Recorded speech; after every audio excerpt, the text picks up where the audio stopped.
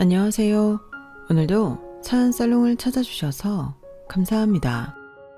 저는 결혼 8년차 두 아이를 키우는 평범한 주부입니다. 결혼 전에는 출판사에서 일했지만 여러 가지 이유로 지금은 집에서 아이들을 돌보고 있어요.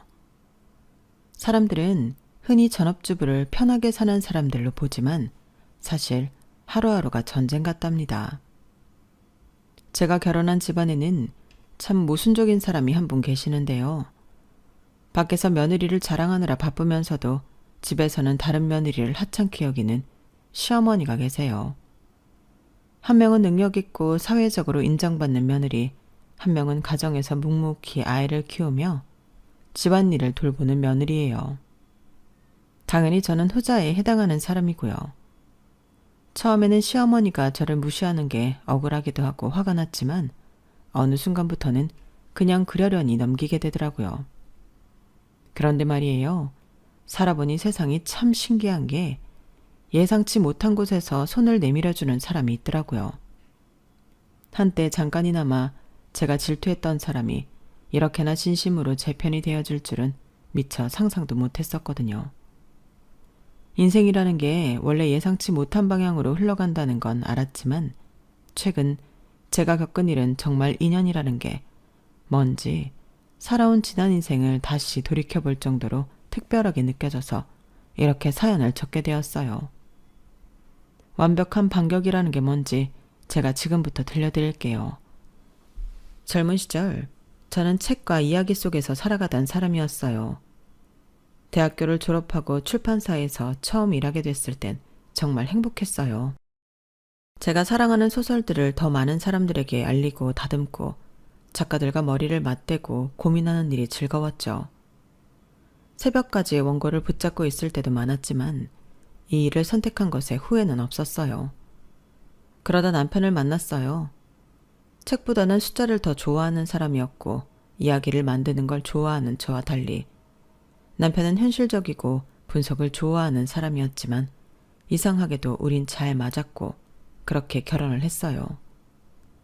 요즘 시대가 바뀌었다고는 하지만 제 주변 친구들은 다들 결혼하면서 직장을 그만두는 경우가 다반사였어요.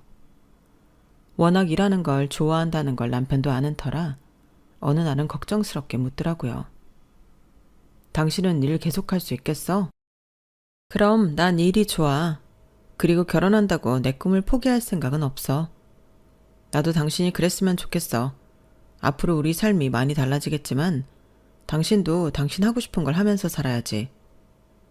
신혼 때만 해도 우리는 결혼과 일이 함께 갈 수 있다고 굳게 믿었어요. 시간이 지나 첫 아이가 생겼어요. 뱃속에 아이를 품고 지내는 10달 동안에도 나는 이 일을 계속할 거야 라고 몇 번이나 다짐했는지 몰라요. 그런데 막상 아이가 태어나자 각오했던 것보다 더 힘들더라고요. 아무리 제 자식이라지만 말 한마디 통하지 않는 어린아이를 돌보는 일은 정말 버거웠어요.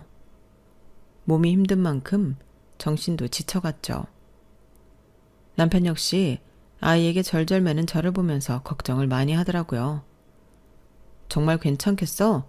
아이만 봐도 이렇게 힘들어하는데 나중에 육아하면서 일 병행하는 건 더 쉽지 않을 텐데. 그래도 감수해야지. 힘들 걸 모르고 결심한 일은 아니니까. 알았어. 나도 최대한 도울게. 우리 같이 잘해보자. 그렇게 합의하고 저는 육아휴직을 마친 후 다시 출판사로 복귀했어요. 낮에는 친정 부모님의 도움을 받고 저녁에 퇴근하고는 저나 남편이 야근 없는 날 돌아가며 아이를 돌봤죠. 아이를 재우고 또 새벽까지 원고를 보고 다음날 아침 일찍 출근하느라 잠잘 시간도 부족해서 힘들었지만 그래도 매일매일 해내고 있다는 생각에 뿌듯했어요.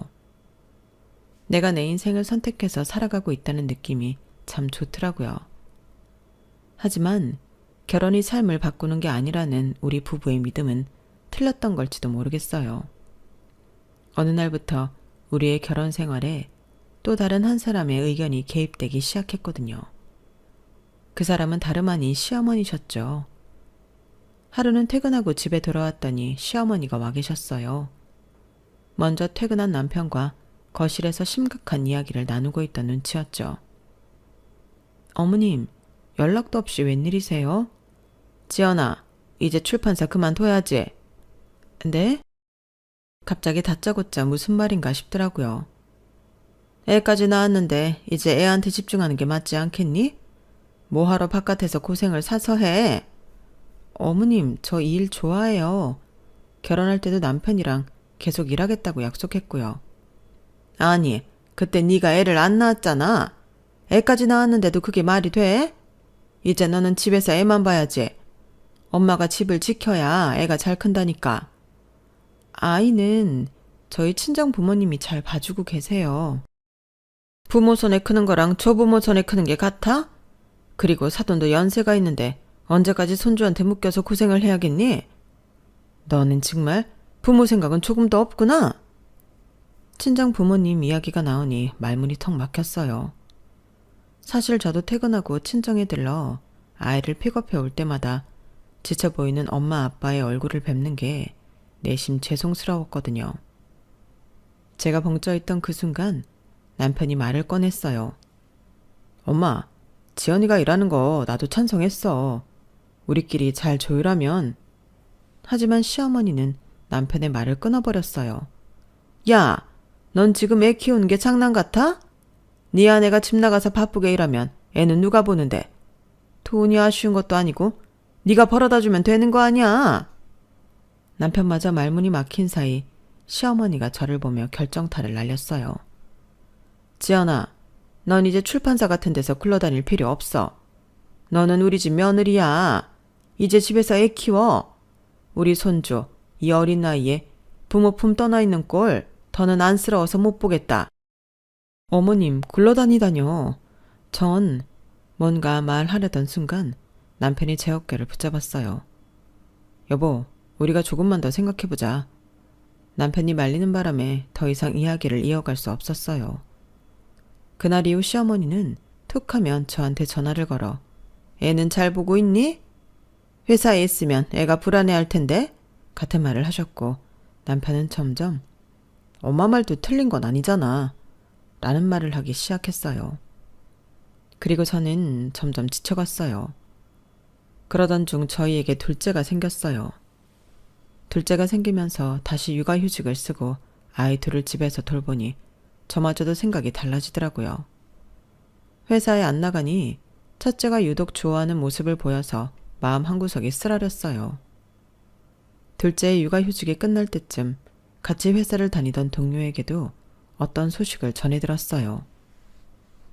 너 김 실장 기억하지? 너랑 실적 다투던 사람. 그 사람이 너 육아휴직 2번이나 쓰고 우리 힘들게 한다고 엄청 이간질하더라. 아, 정말? 사실인데 뭐. 내가 자리 오래 비우기는 했지. 아, 같은 여자들끼리 이런 것도 이해 안 해주면 어떡해? 억울하면 자기도 애 낳든가. 아니야, 나 때문에 다른 편집자들 가뜩이나 일 많은데 일이 더 늘었으니까. 나도 이해해. 겉으로는 괜찮다고 이해한다고 했지만 다른 팀원들한테 피해까지 주고 있다고 생각하니 견딜 수가 없더라고요. 그래서 결국 제 손으로 사직서를 냈어요. 그렇게 제 꿈을 내려놓았죠. 저만 미련 버리면 편해질 줄 알았거든요. 그런데 그렇지 않더라고요. 왜냐면 저는 그때부터 한심한 사람이 됐거든요.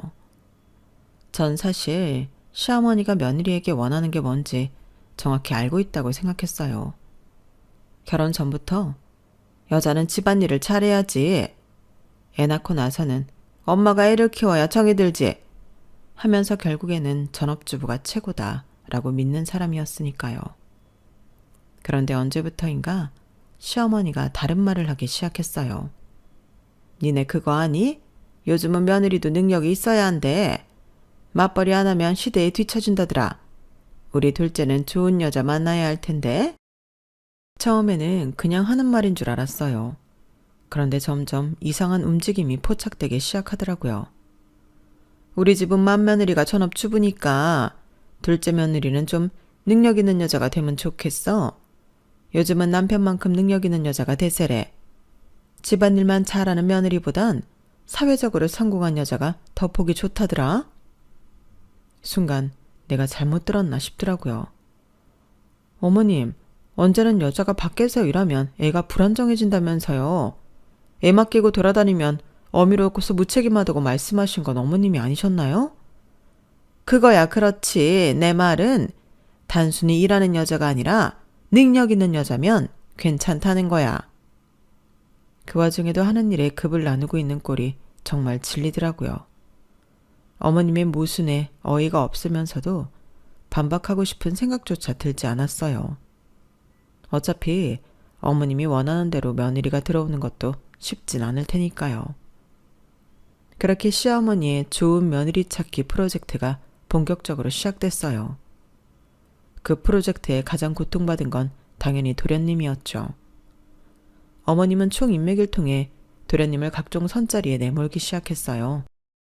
엄마, 진짜 그만 좀 해요. 결혼은 내가 알아서 좋은 사람 만나면 그때 할게요. 그래, 엄마. 지은이도 자기가 좋아하는 사람이랑 결혼해야지. 그렇게 조건만 보고 선만 많이 본다고 인연이 생기는 게 아니잖아요. 어머님과 두 아들이 늘 싸우는 걸 지켜보며 어이가 없긴 했지만 그래도 남의 일이다 싶어서 그냥 지켜보기만 했어요. 그런데 그 일이 곧 제 인생에도 영향을 미치게 될 줄은 몰랐죠. 왜냐하면 그 능력 있는 며느리가 정말로 우리 집에 들어오게 됐거든요. 솔직히 말하면 그날 저는 좀 위축되어 있었어요. 시어머니가 그동안 요즘은 능력 있는 여자가 최고라는 말을 밑버릇처럼 하다 보니 저도 모르게 그런 분위기에 눌렸던 거죠. 이미 전업주부로 산 지 몇 년이 흘렀고 주부로서의 삶이 너무나 익숙해졌으니까요. 그런데 마침내 도련님이 변호사 여자친구를 데리고 온다고 했고 시어머니는 신이 나서 날아다니셨죠. 아우, 변호사라니. 이런 며느리 얻기 쉽지 않은데 지은이가 드디어 제대로 된 여자를 만나왔네. 그날 아침부터 시어머니는 상다리가 부러지도록 음식을 했어요. 아니, 저도 끌려가서 같이 했다고 하는 게 맞겠네요. 첫째야, 너도 가만히 있지 말고 도와야지. 우리 집에 이런 귀한 손님이 오시는데. 제가 결혼했을 때는 요즘 애들은 반찬 한두 가지만 있어도 잘 먹지? 라면서 대충 상을 차려주시더니 그날은 거의 제사상을 차릴 기세였어요. 벌써부터 비교되는 대우에 솔직히 좀 짜증이 났어요. 하지만 집안에 새로운 가족이 될 사람이 들어오는 첫 만남부터 분위기를 망치고 싶진 않았으니 그냥 묵묵히 요리를 했죠. 상다리가 휘어져라 맛있는 음식들이 식탁 위를 채울 때쯤 동서가 도착했어요. 첫인상은 단정하고 깔끔했어요. 긴 생머리를 가지런히 묶었고 달색의 단정한 원피스에 작은 가방, 딱 봐도 무언가를 허투루 하는 사람 같지 않았어요. 말 한마디 한마디가 조리 있고 자신감이 넘치면서도 털털하고 사교성도 좋아 보였죠. 솔직히 제가 봐도 너무 괜찮아 보이는 사람이었어요. 그런데 문제는 시어머니가 너무 유난스럽게 좋아하셨다는 거였죠. 아, 내가 변호사를 법정 드라마에서나 봤지 이렇게 가까이서 보는 건 처음이네. 세상에 어쩜 이렇게 사람이 귀티가 날까. 우리 지은이가 사람 하나는 진짜 잘 봤네. 아가야, 너는 우리 집의 복덩이다, 복덩이. 저는 한 번도 들어본 적이 없는 말들이 시어머니 입에서 쏟아져 나왔어요. 평소와는 달리 환하게 웃는 얼굴로 반찬까지 살뜰히 챙겨주는 시어머니의 눈빛에는 제발 우리 며느리가 되어줘 하는 간절함까지 보였어요. 그 모습을 보고 있자니 이제부터 내 인생은 더 지옥이 되겠구나 싶더라고요. 오늘 지훈이 여자친구 어땠어? 좋아 보이더라. 똑똑하고 예의 바르고. 그치? 엄마도 엄청 좋아하시던데? 어머님이 꿈꾸던 며느리 딱 그대로더라. 근데 당신은 표정이 왜 이렇게 안 좋아? 아니야. 그냥 이제부터 진짜 힘들어지겠구나 싶어서. 에이, 그런 생각 하지 마. 당신은 떳떳하잖아. 엄마가 혼자 생각이 바뀐 것 뿐이지. 당신도 엄마가 원하던 며느리였는데 그건 그때고 지금은 지금이라고 생각하실 뿐이야. 됐어. 나는 그냥 내 나름대로 최선을 다하면 돼. 그럼 언젠가 어머님도 알아주시겠지. 그래 여보, 우린 너무 신경 쓰지 말자. 우리대로 행복하게 지내면 되지. 남편과는 그렇게 대화를 마무리 지었어요. 하지만 역시나 제 예감은 틀리지 않았더라고요. 동서가 도련님과 결혼하기 전까지만 해도 시어머니는 별다른 티를 내지 않으셨어요. 하지만 결혼을 하고 나니 본격적으로 차별이 시작됐죠. 동서가 결혼한 지 한 달 정도 됐을 때였어요. 가족끼리 다 같이 저녁을 먹기로 한 날이었어요. 시어머니는 평소보다 더 신경을 써서 음식을 준비하셨죠. 아니, 정확히 말하면 동서가 좋아하는 음식을 준비하셨어요. 시댁에 도착하니 저희가 먼저 도착했더라고요. 어머님은 혼자서 주방을 바쁘게 오가고 계셨고요. 엄마, 지훈이네는 어디쯤이래요? 걔네는 식사 시간 맞춰서 오기로 했다. 일도 고되고 힘들 텐데 와서 딱 밥만 먹으라고? 그럼 이 많은 걸 혼자 하시게요? 뭘 또 이렇게 많이 했어요. 든든히 먹여야지. 우리 집에 귀한 사람이 들어왔잖니. 얘 첫째야. 너는 이리 와서 나 좀 돕거라. 혼자 하려니 영 허리도 아프고 팔목도 아프고. 엄마, 제가 도울게요. 뭐? 됐어. 남자가 무슨 부엌에 들어와? 넌 저리 가 있어. 둘째 며느리도 꽤나 엄격한 집안에서 큰 모양이던데 내가 부엌에서 일 돕고 있는 걸 보면 뭐라고 생각하겠니? 네 아버지 옆에 가서 앉아 있어라. 넌 이리 들어오고. 어머님, 어머님한테나 귀한 손님이지 저한테는 그냥 동서일 뿐인데요. 어머님이 동서 대접하고 싶으신 거면 어머님 혼자 하시는 게 맞죠. 저희는 일찍 불러놓고 동선에만 밥 시간 맞춰서 부르는 건 너무 의도가 뻔해서 불쾌한데요. 여보, 그러지 마. 내가 같이 할게. 그럼 되잖아. 엄마, 제가 봐도 이건 좀 너무하세요. 재수 씨만 일하는 거 아니잖아요. 그리고 이 사람은 애초에 엄마가 집안이라는 며느리 원해서 그랬던 건데 그렇게 차별하는 게 어딨어요? 얘는 내가 무슨 차별을 했다고 그래? 그리고 요즘 젊은 애들이 뭐 내가 하라고 하면 하란 대로 하니? 그냥 본인이 힘들어서 일 갖는 걸 왜 내 핑계를 대? 애초에 어디 내세울 데도 없는 직업이니 그리 쉽게 포기가 된 거지. 변호사면 포기했겠어? 엄마, 됐어. 하기 싫으면 관둬. 늙은 엄마 혼자 고생하는데 지 마누라 편든다고 엄마한테 이렇게 빠락빠락 대들어? 내가 밥상 차리다 손목이 부러지든 말든 그럼 신경 끄고 니넨 가버리든가 해. 네, 어머님.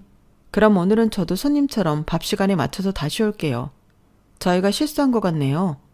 괜히 도련님네보다 일찍 와서는. 뭐야? 너 정말로 가는 거야? 어디가? 시어머니 밥하는데 며느리가 쏙 빠지는 법이 어딨어? 그러게요. 저도 그런 법은 없는 줄 알았는데 어머님께서 손수 만들어주셔서요. 감사합니다, 어머님.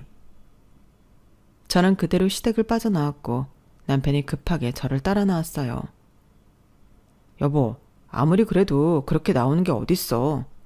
그럼 지금 나보고 귀한 동서 먹을 음식 같이 차리고 있으라는 거야?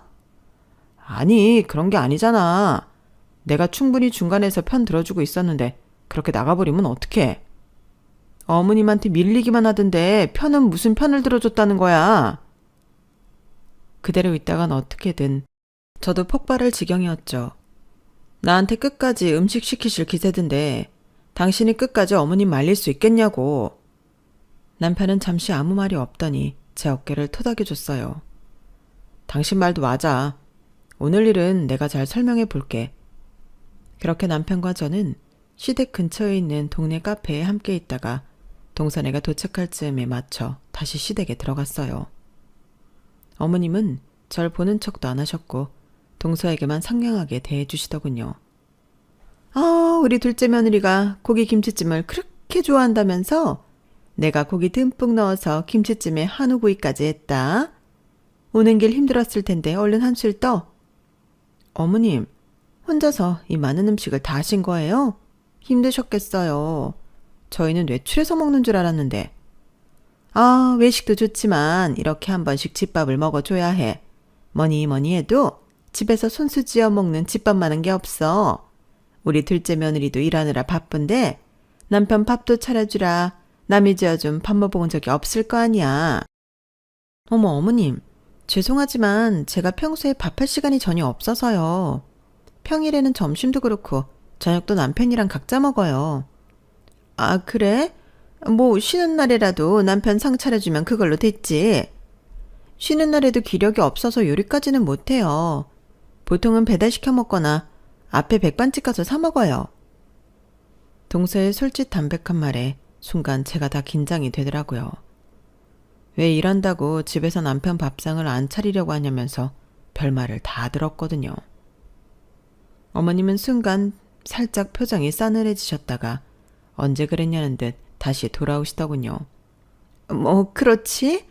요즘은 여자들도 일하는데 그렇게 일방적으로 남편 밥상 차리려고만 할 수는 없지. 나도 이해해. 시대를 따라가야지. 나름 변호사 며느리라고 참는 모양이었는데 그 모습도 정말 꼴보기 싫더라고요. 그뿐만이 아니었어요. 밥 먹는 내내 음식하는 어떠냐, 또 어떤 음식을 좋아하냐, 둘이 그렇게 못 챙겨 먹는 줄 알았으면 내가 더 집밥을 많이 해줄 걸 그랬다는 둥. 저는 단 한 번 인사치레로라도 어머님께 들어본 적 없었던 말들을 동서에게 쏟아내더군요. 그날 먹었던 음식은 저도 좋아하는 메뉴였지만 어머님께서 식사 전부터 식사 도중까지 끊임없이 마음을 불편하게 하시는 바람에 맛조차 느껴지진 않았어요. 게다가 식사 후에는 보란듯이 저를 갈구시더군요. 어머님, 너무 고생하셨으니 설거지는 저희가 할게요. 동서가 식사를 마치고 그렇게 말하는데 살짝 당황스럽더라고요. 보통은 제가 할게요 라고 하는 게 맞으니까요. 아무런 상의도 양해도 구하지 않고 대뜸 저까지 껴서 설거지를 하겠다는 말이 기분이 좋진 않았어요. 그런데 어머님은 거기서 한술 더 뜨셨죠. 어머, 무슨 소리야. 우리 집 설거지 담당은 첫째 며느리인데. 네? 설거지 담당이 따로 있어요? 그래. 네가 아직 시집 온 지 얼마 안 돼서 잘 모르나 본데 설거지는 늘 우리 첫째 며느리가 담당해줬어. 그러니까 신경 쓰지 말고 이리 와서 차나 한잔 하자. 그럼 다과상은 제가 차릴게요. 감사합니다, 형님. 그렇게 말하고는 후다닥 다과상을 차리는 동서의 모습이 어찌나 얄밉던지요. 같은 여자들끼리 같은 며느리들끼리 심정을 헤아려 주지는 못할 망정 자신에게 돌아오는 특권을 너무 아무런 의문 없이 당연히 받아들이는 거 아닌가 복잡한 생각이 들더라고요. 음식 차리는 것도 거부했는데 식구들 다 모인 자리에서 꼬치꼬치 묻고 따지기도 애매해서 설거지는 군말 없이 했어요. 어머님께서 음식을 힘들게 차려주신 건 사실이니 얻어먹은 도리로 당연히 이건 해야겠다 싶었지만 어머님과 동서가 쿵짝이 잘 맞아 보이는 모습에 괜히 억울한 마음이 생겼어요. 형님, 얼른 오세요. 예, 여기 인원이 몇인데 설거지 저거 다 하고 오려면 시간 꽤 걸려. 일단 우리부터 먹자. 차 식는다? 아, 그러면 형님, 제가 남은 거 할 테니까 먼저 와서 드실래요? 아, 얘가 왜 이리 착해. 신경 쓰지 말래도. 어려고 하는 동서를 자꾸만 시어머니가 끌어안치는 것 같더라고요. 와, 우리 엄마 최고네. 며느리를 이렇게 신경 써주는 어머니가 어딨어? 최고다, 우리 엄마. 아주 화목한 집안이라도 된 것 마냥 도련님까지 한술 더 뜨더라고요. 그럼 나는 이 집안의 며느리가 아니면 뭔지 되묻고 싶더라고요. 그렇게 속으로 혼자 화를 시키며 설거지를 다 하고 나중에서야 자리에 합류했어요. 자리에 앉은 지 얼마 안 돼서 하루 종일 가시방석 같은 시댁 모임은 금방 끝이 났어요. 딱히 거기 껴서 하하호호 하고 싶은 생각도 없었지만 타이밍이 참 기분이 묘하더라고요. 그날 동서에 대한 제 이미지도 조금 달라졌던 것 같아요. 그렇게 안 봤는데 알고 보면 은근 여우과인가? 괜히 별 생각이 다 들었거든요. 그날 이후 어머님은 어떻게든 저와 동서를 차별하려고 벼르고 있었던 사람처럼 구셨어요. 하루는 어머님께서 직접 김장을 하셨다며 저희에게 나눠주시는데 동선에는 엄청 큰 통에 여러 포기를 담아주시고 저희는 작은 통에 담아주시더라고요. 너무 대놓고 차별을 하시니 황당해서 말문이 막히는 와중에 동서도 이상하다고 생각했는지 어머님께 묻더군요. 어머님, 그런데 김치통 크기가 너무 차이가 나서요. 같은 크기가 없으셔서 그런 거죠? 같은 크기 김치통이야 있지. 근데 김치 양은 정해져 있는데 나누려고 하니까 이렇게 됐다. 어차피 너는 바깥일 하느라 밥도 잘 못 챙겨 먹지 않니? 그럴 때 집에 김치라도 든든히 있으면 뭐든 쉽게 해먹을 수 있잖아. 저기는 가정주부 떡하니 있는데 뭐하러? 어머님, 오히려 가정주부가 요리할 일이 많으니까 김치가 더 많이 필요할 거예요. 저희는 집에서 밥 잘 먹지도 않아서 작은 통 저희 주셔도 돼요. 아우, 든든히 먹어야 한다니까 그러네. 중요한 일하면서 그렇게 끼니 대충 때우면 쓰나? 동서의 만류에도 불구하고 어머님은 기어이 저희 집에 작은 통을 안겨주셨죠. 남편 역시 불만 어린 얼굴이었지만 힘들게 김장을 한 건 어머님이니 이렇다 할 반박도 못하고 있었고 저도 마찬가지였어요. 그런데 집에 갈 때쯤 다들 인사를 나누고 헤어지려는데 동서가 저를 부르더라고요. 형님, 형님! 동서, 왜 그래? 이거 형님네가 가져가시고 그건 저희 주세요. 동서가 손에 들고 있는 건 어머님께 받은 큰 김치통이었어요. 아우, 아니야 동서. 어머님 뜻인데 따라야지. 그걸 우리가 어떻게 받아. 아니에요. 저희는 둘 다 이래서 정말 집에서 밥 해먹을 일이 없어서 그래요. 오히려 짐이에요. 동서는 제 손에 들린 김치통을 뺏고 제게 큰 김치통을 들려주었어요. 저희는 이게만 충분해요. 형님이랑 아주버님이 더 맛있게 드셔주세요. 동서 정말 괜찮다니까. 동서는 허리 굽혀 인사를 하고는 손을 흔들며 사라졌어요. 순간 지난번 동서를 의심했던 게 좀 미안하게 느껴지더라고요. 처음 봤던 인상대로 착하고 예의 바른 사람이라는 느낌이 확 들었어요. 그래서 너무 동서에 대해 마음을 닫지 말고 지켜봐야겠다 싶었죠. 그러다 동서와 친해지게 된 사건이 있었어요. 명절이와 시부모님께 준비한 명절 선물을 드리는 시간이었어요. 선물을 드리고 화기애애한 분위기 속에 어머님께서 잠시 안방에 다녀오시더니 포장된 선물을 2개 가져오시더라고요. 어머, 어머님, 이게 뭐예요? 뭐긴, 우리가 매번 받기만 하는 것 같아 미안해서 나도 선물을 준비해봤다. 아들들은 없고 우리 며느리들만. 정말요? 감사합니다, 어머님. 둘 다 선물 포장이 되어 있었는데 하나는 크고 하나는 작더라고요. 이젠 익숙해서 당연히 큰 게 동서 것이거니 생각했어요. 각자 2사람에게 필요한 걸로 준비했으니까 마음에 들 거다. 한번 확인해 보렴. 그런 말씀까지 하니 내심 더 불안하더라고요. 동서와 제가 동시에 선물을 풀었는데 예상은 했지만 결과는 뻔했어요. 동서는 모 고급 화장품 브랜드의 스킨케어 세트였고 제가 받은 건 알록달록한 수세미 6종 세트였어요. 제 선물을 확인한 동서의 표정이 사색이 되더라고요. 어머님, 감사합니다. 그런데 형님 건 수세미 맞나요? 각자 필요한 걸로 선물했다고 했잖아. 너는 변호사니 사람 만날 일도 많고 법정에도 서야 하니 피부 케어가 얼마나 중요하겠니? 첫째 며느리는 주부니까 수세미 쓸 일이 많을 테고 내가 알아서 다 실용적인 걸로 준비했다. 게다가 넌 몰랐겠지만 우리 첫째네 안사돈께서 청소일을 하시거든. 너무 많으면 사돈께 좀 나눠드리렴. 사돈도 쓸 일 많으실 텐데 얼마나 좋아하시겠니? 그 말을 듣는 동서의 표정이 아직도 눈에 선명해요. 저보다도 더 놀라서 입을 떡 벌리고는 저를 쳐다보더라고요. 전 그때만 해도 동서가 저희 친정 엄마께서 청소일을 하신다는 거에 놀란 줄 알고 다 체념한 상태였어요. 기이한 변호사분께서 청소일 하는 사람의 딸과 상종할 거라고는 생각 못했나 보다. 저도 어머님 때문에 자존감이 낮아졌는지 그렇게 삐뚤어진 생각밖에 못했어요. 그런데 시댁에서 나오는 길에 동서가 제 팔을 붙잡더라고요. 형님, 저 형님이랑 이야기 좀 하고 싶은데 잠깐 시간 좀 내주실 수 있어요? 그렇게 저희는 남편들에게 잠깐 기다려달라고 하고 근처 카페로 이동했어요. 동서는 잠시 머뭇거리더니 겨우 입을 떼더군요. 형님, 어머님이 저러시는데 화나지도 않으세요?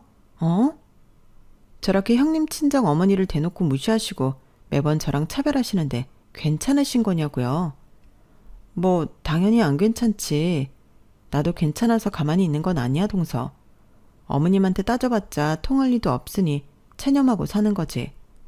그래도 이건 정말 아닌 것 같아요. 도움 필요하시면 언제든 말씀하세요.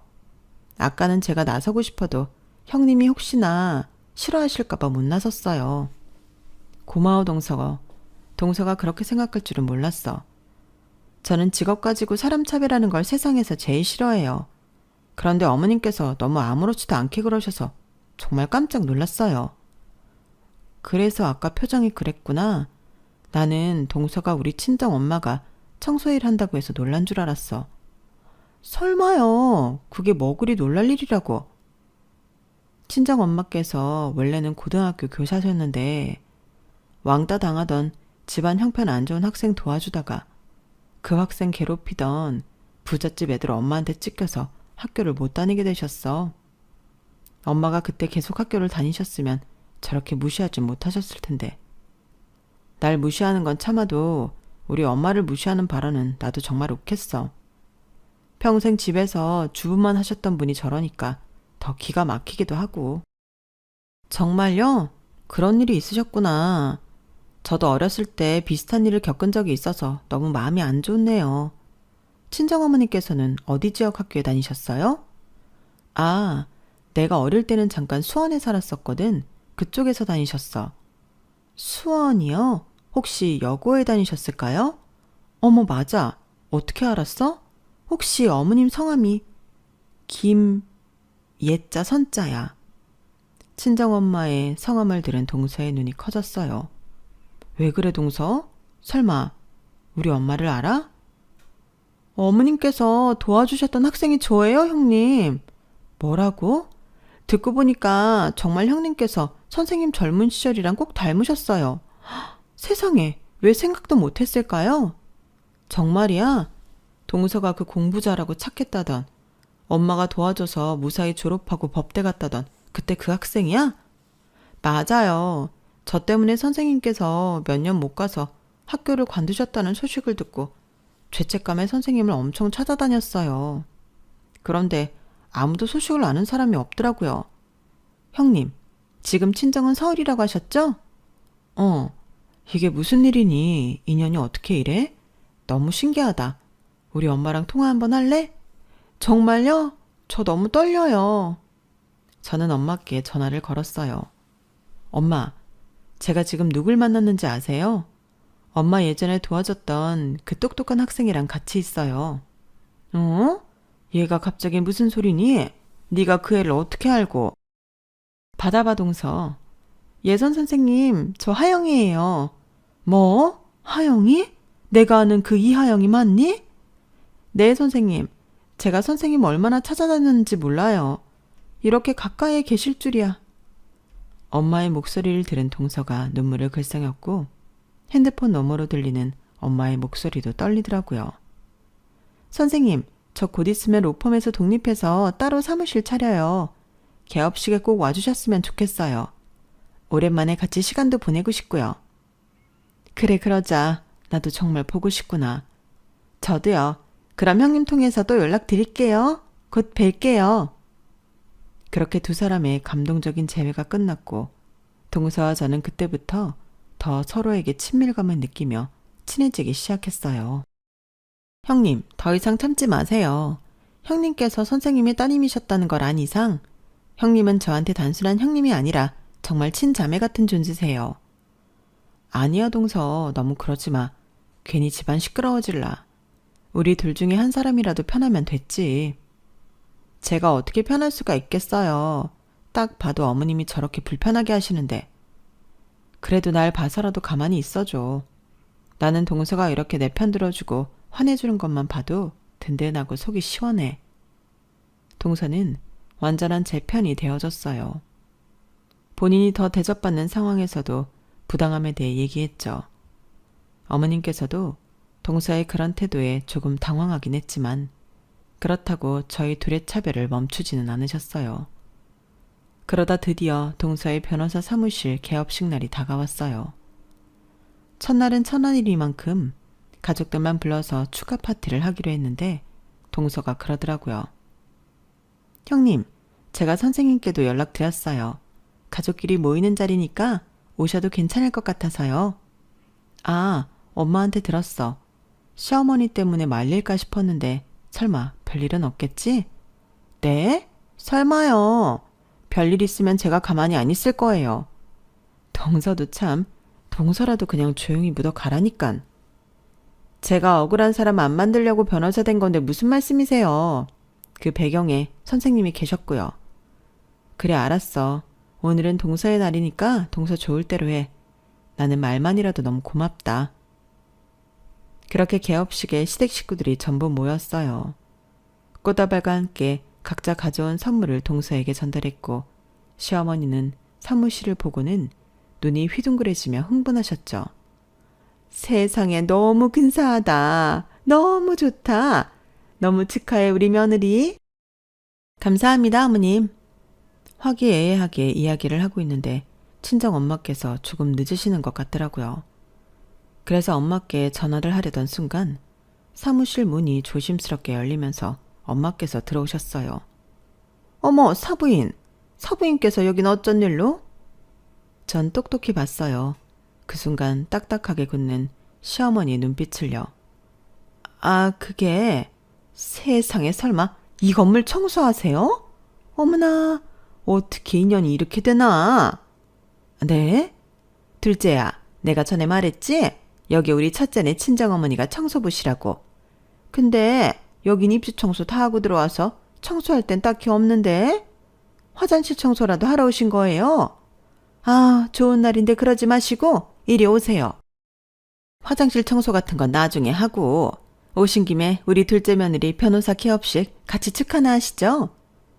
항상 제 앞에서나 저희 친정을 은근히 무시하는 발언을 했지 친정엄마 앞에서 그렇게 대놓고 무시한 건 처음이라 너무 당황스러워서 말문이 막혔어요. 그건 저희 엄마도 마찬가지였고요.